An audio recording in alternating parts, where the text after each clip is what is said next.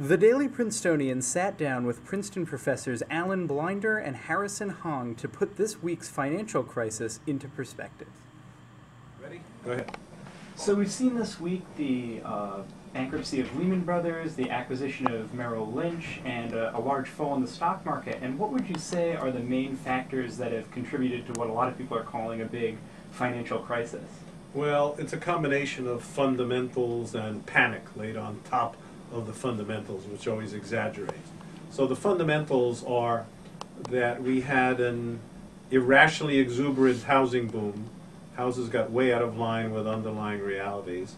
In the context of that, a lot of people took, and in some cases was suckered into, mortgages they never should have taken. It turned out that a lot of our great financial institutions, I put great in quotes because they turned out not to be so great, left themselves exposed to a huge amount of concentrated risk in mortgages, they call it MBS, mortgage-based securities, and derivatives based on Merrill Lynch, Citibank, UBS, and a whole host of other institutes, Lehman Brothers.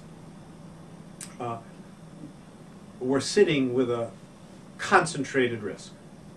So when that went bad, the whole company went bad in a serious way. But I think this has probably been the most serious challenge, I think, in kind of the modern era, in which you had a much more kind of vigilant Federal Reserve. If the infection grows, and especially if it reaches the consumer, say via credit cards or in some other way, or even psychologically, we could have a serious recession out of this, which you may not realize by reading the newspapers we haven't had yet. GDP fell only in one quarter, the last quarter of last year, by a minuscule amount. And in the second quarter of this year, the last one for which we have data, it grew strongly, 3.3%. So we're nowhere close to actually having had already a recession, but neither are we out of the woods. We could yet have a recession. I think what's interesting about this period is I think this is the first time that housing is involved in such a major way.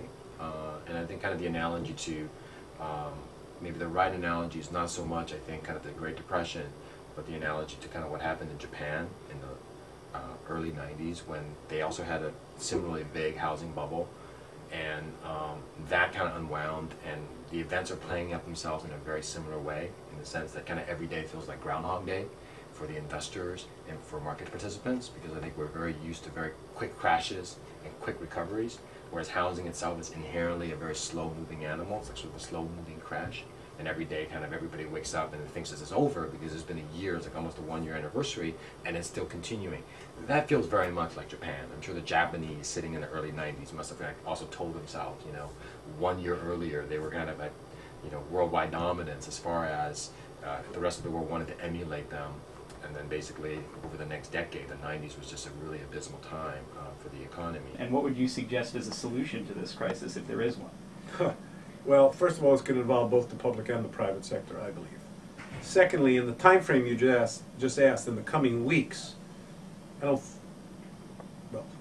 this whole thing has been full of surprises from beginning to now, so maybe there'll be more surprises. Finally, ask yourself, what's the odds that President McCain or President Obama, I think they're actually lower for McCain than Obama, but they're not that high for either,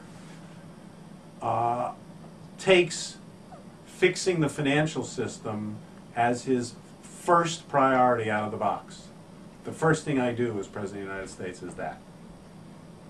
I don't think they're very high. We got Iraq, we got Afghanistan, we got Pakistan. We've never really tested the system. To some extent, with LTCM, it kind of almost happened, but there was a bailout. Like with Bear Stearns, it kind of happened, and then there was a bailout again, right? Savings and loan, kind of a similar thing. There's always been kind of a lot of fiscalization. This is a very interesting move on the part of Paulson, to some degree, to basically say, we think we kind of know what's going on, let's see how the system handles it. If you don't see massive panics and no fire sales, I think that's a victory. So.